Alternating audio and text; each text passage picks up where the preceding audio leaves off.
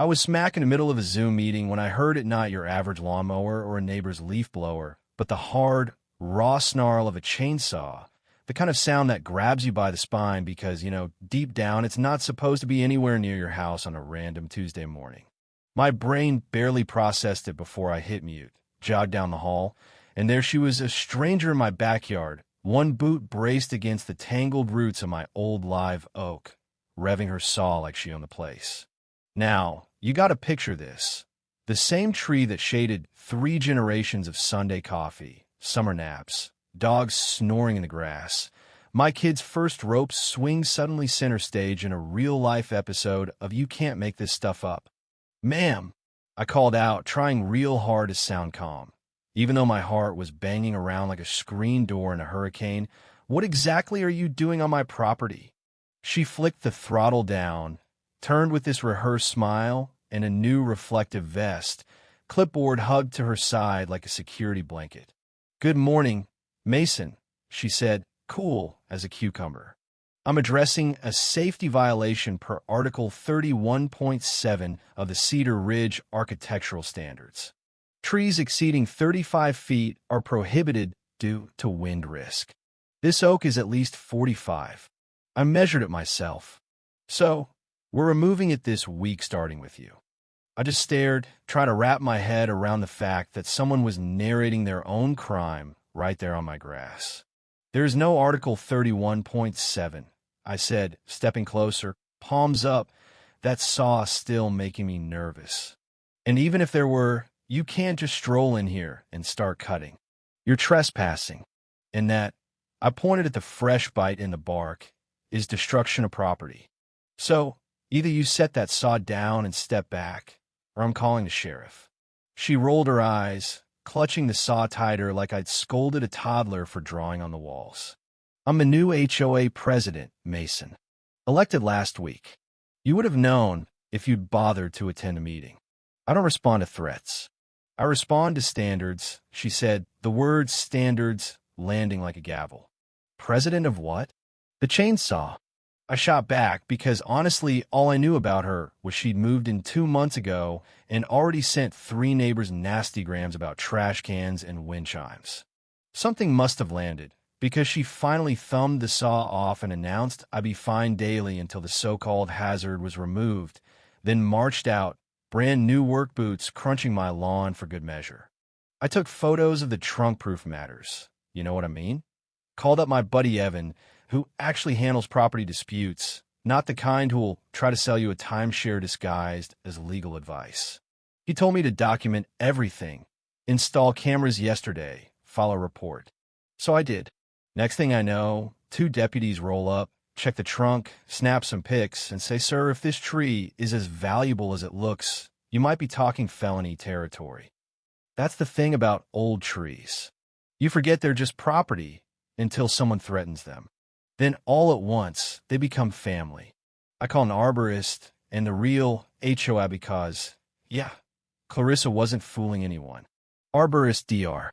Naomi Singh walked my yard like a surgeon, hand on the trunk, eyes up in the canopy. "You're fortunate she didn't get far," she said, tracing the chainsaw's cut. "Any deeper, and you'd have had a hollow that would fail in a storm."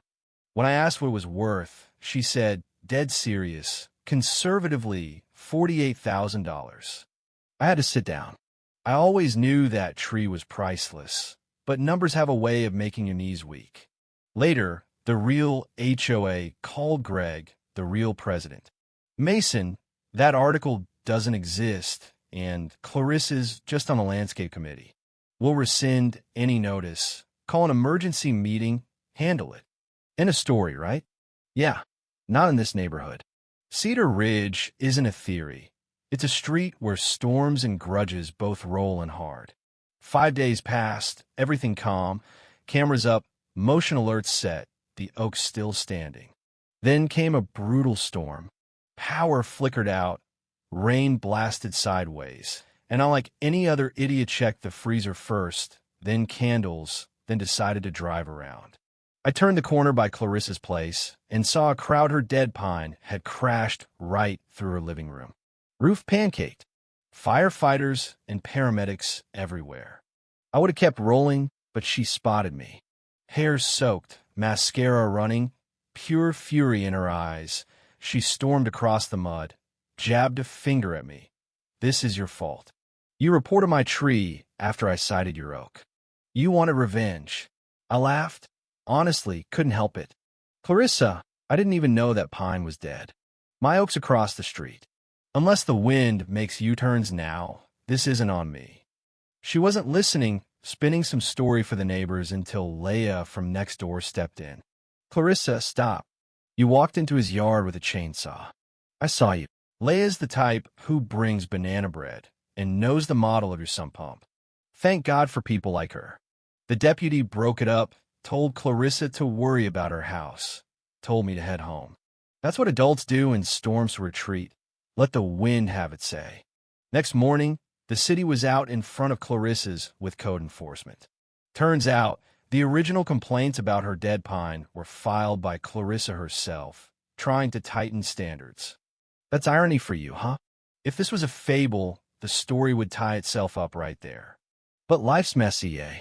At 2 a.m. For nights later, my phone buzzes one ping, raccoons. 2 pings, the neighbor's cat.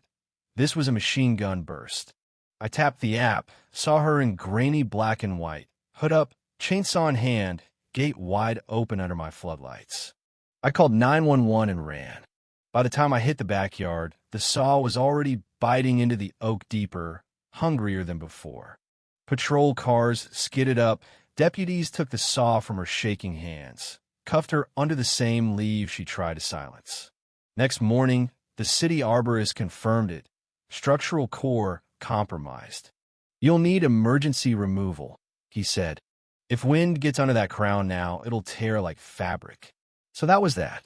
Insurance did its thing, approved the removal, cut a check that felt generous and nowhere near enough. Evan filed a civil suit. The sheriff booked Clarissa on criminal damage and trespass. DA called it a felony, and the camera stayed up. Day the crew came to take down the oak, I'd planned to disappear trails, old trees, air that tasted like rain. I was almost out the door when a black SUV pulled in. Out stepped a man in his 50s, suit, sad eyes. I'm Andrew Hale, Clarissa's ex-husband. I owe you an apology. No excuses, just honesty. She's been unwell. I've reached out to your attorney. I'll cover the full cost. And a friend at a nursery can source a 15-year-old oak grown from old stock. It's not 100 years, but it's a start. I felt relief. Not because money fixes grief, but because someone showed up to carry a bit of it with me. Clarissa took a plea. Restitution, treatment, sell the house, no contact with Cedar Ridge. I didn't attend the hearing as stump to grind and new roots to plant. For months later, on a bright Saturday, neighbors gathered as a young oak was lowered into the earth. Kids taped flags to the fence. Leah threw a potluck. Greg brought a plaque. In honor of the old oak that watched over us and the neighbors who watch over each other. I said a few words off the cuff how a chainsaw on a Tuesday turned into a lesson about anger, community, and roots that matter. Life here isn't a Hallmark movie, but it's better now. Neighbors wave longer, text if a package sits too long, show up at meetings. Cedar Ridge put in lights, cameras. Mrs. Carmichael tells the kids old stories, points out ghost lines where fences once ran. We remember that places don't become neighborhoods on their own. People do. Sometimes I scroll through old photos of the oak at sunset, feel a little ache for what's gone. Then a new branch flickers silver in the breeze, and I think, yeah, that's enough for now. I don't think Clarissa's a monster, just someone who confused control for care, a clipboard for real power. There have to be consequences. But we can hold accountability and empathy at the same time and plant something that outlives us if we're lucky. If you stuck with me this far, you probably have your own story. Maybe it's not a tree. Maybe it's a fence or a color or just the feeling of home. Where do you draw the line between keeping a neighborhood beautiful and turning it into a rule book nobody loves? Ever had to fight for something that made your place feel like yours?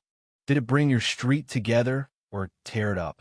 Drop your story in the comments. Argue it out. Did I go too far? Not far enough?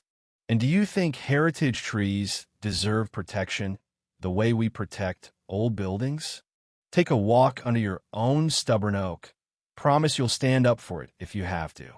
You'd be amazed what a neighborhood can survive when folks choose to be on each other's side, not just each other's case.